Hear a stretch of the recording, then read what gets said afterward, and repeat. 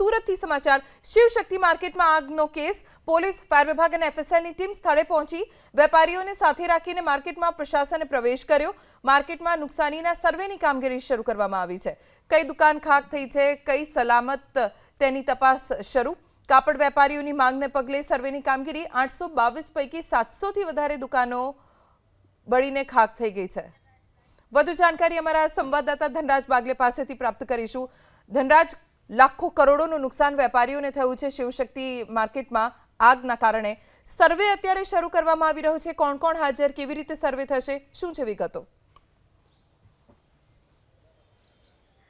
जी बिल्कुल शिवशक्ति मार्केट 853 दुकानों कई दुकानों सलामत ने कई दुकानों आगनी चपेट में आई तेनो सर्वे शुरू थई चूक्यो छे सीधी तस्वीरों तमे जोई शको छो अत्यारे एफएसएल ની ટીમ फायर विभाग ની ટીમ पोलीस ની ટીમ आ ત્રણે ત્રણ અત્યારે હાલ સર્વે કામગીરી તેમણે શરૂ કરી દીધી છે અને માર્કેટની અંદર તપાસ કરવામાં આવી રહી છે કે કયા પ્રકારે શું સિચ્યુએશન છે આપણી સાથે ફાયર ઓફિસર ઈશ્વર પટેલ મોજૂદ છે ગૃહમંત્રી હર્ષ સંઘવીએ તેમનું ગઈકાલે સ્વાગત કર્યું હતું ઈશ્વરભાઈ કયા પ્રકારે સર્વે કામગીરી ચાલી રહી હાલમાં જે શિવશક્તિ માર્કેટ છે એમના એસોસિએશનના માણસો પોલીસ ડિપાર્ટમેન્ટ ફાયર ડિપાર્ટમેન્ટ અને એફએસએલની ટીમો જે દુકાનની અંદર કઈ દુકાન બળી જવા પામેલ છે ને કઈ દુકાન બચી જવા પામેલ છે એનું સર્વે ચાલે છે જેથી કરીને વેપારીઓને કહી શકાય કે તમારી દુકાનમાં નુકસાન છે બળી જવા પામેલ છે અને તમારી બચી જવા પામેલ છે એ લોકોની એવી માંગ છે કે કમસે કમ અમને એટલી જાણ તો કરું કે અમારી દુકાનની શું પોઝિશન છે એના એટલી જાણકારી માટે હાલમાં એટલું સર્વેની કામગીરી ચાલુ છે બિલકુલ 36 કલાક સુધી આગની ઘટના ઘટી હતી આ તમામ જાબાદ ફાયર ઓફિસરોએ કન્ટિન્યુ 24 કલાક ખડે પગે રહીને જે કામગીરી કરી હતી ત્યારે તેમને બિરદાવવામાં આવ્યા છે કાબિલે તારીફ કામગીરી કરી છે પરંતુ એ કારણો જરૂર જાણવા જોઈએ કે આગે વિકરાળ સ્વરૂપ કેમ ધારણ કર્યું હતું શું કારણ રહ્યા કે આગે વિકરાળ સ્વરૂપ ધારણ કર્યું હાલમાં તો આખા સુરત ફાયર બ્રિગેડની કામગીરી છે તમામ અધિકારીઓ 3 દિવસથી ફરજ બજાવતા હતા અને બીજું છે કે હાલમાં જે છે પરિસ્થિતિ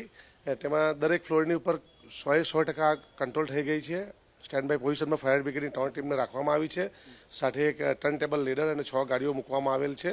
આગ કેમ ભીષણ થઈ હતી કયા પ્રકારે પવનની દિશા શું હતું આગ જે 5મા માળ અને 4થા માળ જે છે તે જે પવનની દિશા હતી પવન પુષ્કળ પ્રમાણમાં પવન આવતો તે પવન આવવાના કારણે આગે વિકરાળ સ્વરૂપ ધારણ કર્યું હતું ઉપર સાડીઓ જે હતી બરાબર છે એ સાડીઓની અંદર જે સાડી બળી અને રસો થઈ ગઈ હતી એમાં રીએગ્નેટ ફાયર થતું હતું અને એને હવા લાગવાથી વધુ પ્રમાણમાં આગ ફેલાઈ હતી અને એના કારણે જે ધુમારો હતો સ્મોક હતો તે અપોઝિટ સાઇડ પર આવતો હતો અને ફાયરની ટીમ એના કારણે અંદર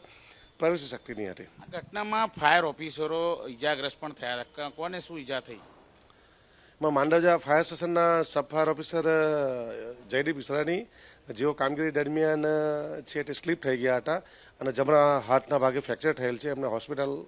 રહી છે આશુતોષ હોસ્પિટલમાં અને એની સાથે સાથે ઘણા બધા અધિકારીઓને અને ઘણા બધા કર્મચારીઓને નાની મોટી ઇન્જરી થવા પામેલ છે વેપારીઓ શું માંગ કરી છે માર્કેટમાં પ્રવેશવા માટે જીદ કરી રહ્યા છે